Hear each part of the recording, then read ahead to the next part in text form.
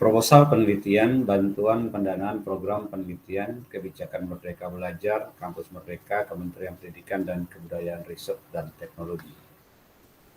Dengan judul proposal, dampak implementasi kebijakan Merdeka Belajar, Kampus Merdeka di Universitas Matana.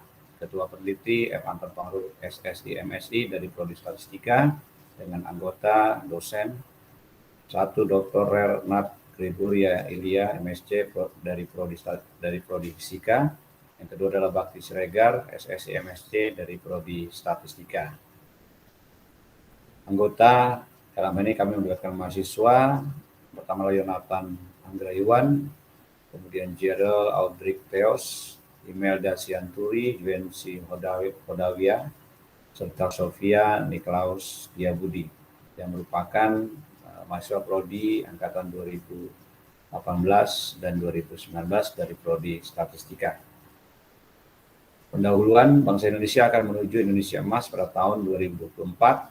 Oleh sebab itu dibutuhkan sumber daya manusia yang mampu dan mempunyai kompetensi pada era itu. Pemerintah perlu mengambil kebijakan yang senantiasa meningkatkan relevansi pendidikan tinggi dengan permasalahan dan sesuai kebutuhan. Transformasi pendidikan tinggi ini dikawal melalui kebijakan pemerintah dengan Merdeka Belajar Kampus Merdeka atau MBKM yang merupakan pintu transformasi, sebuah sistem yang mendorong fleksibilitas kampus dalam kolaborasi bersama dunia usaha, dunia industri, dan masyarakat umum. Lebih spesifiknya, kebijakan tersebut dikawal melalui keputusan Menteri Pendidikan dan Kebudayaan nomor 3/M/2001 tentang indikator kinerja utama IKU perguruan tinggi negeri dan lembaga layanan pendidikan tinggi di Kementerian Pendidikan dan Kebudayaan. Salah satu butir IKU nomor 7 ialah kegiatan pembelajaran kolaboratif untuk memberikan pengalaman yang real kepada mahasiswa. Universitas Matana sebagai perguruan tinggi swasta tidak luput dari kebijakan pemerintah tersebut, yaitu dengan Merdeka Belajar dan Kampus Merdeka. Oleh sebab itu, lewat penelitian ini akan dilihat apakah dampak kebijakan dari pemerintah tersebut. Pengusaha masalah, apakah dampak dari implementasi kebijakan Merdeka Belajar Kampus Merdeka di Universitas Matana. Tujuannya adalah melihat dampak implementasi kebijakan Merdeka Belajar Kampus Merdeka di Universitas Matana, mulai dari tingkat prodi, fakultas hingga universitas dari sivitas akademika Universitas Matana. Manfaatnya adalah kebijakan Merdeka Belajar Kampus Merdeka dapat diterapkan di Universitas Matana dalam rangka peningkatan mutu perguruan tinggi.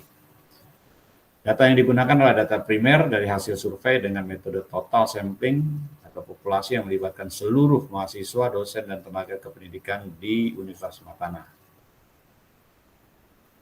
Ya. Visualisasi dan pengolahan datanya, data primer dari hasil survei akan divisualisasikan dan diolah dengan menggunakan software R sesuai dengan kaidah statistika dalam melihat dampak implementasi kebijakan Merdeka Belajar dan Kampus Merdeka di Universitas Matana. Menarikkan kesimpulan, hasil olahan data yang merupakan output dari software R kemudian diinterpretasikan dan ditarik kesimpulannya untuk menjawab permasalahan yang ada. Demikianlah proposal penelitian kami. Terima kasih.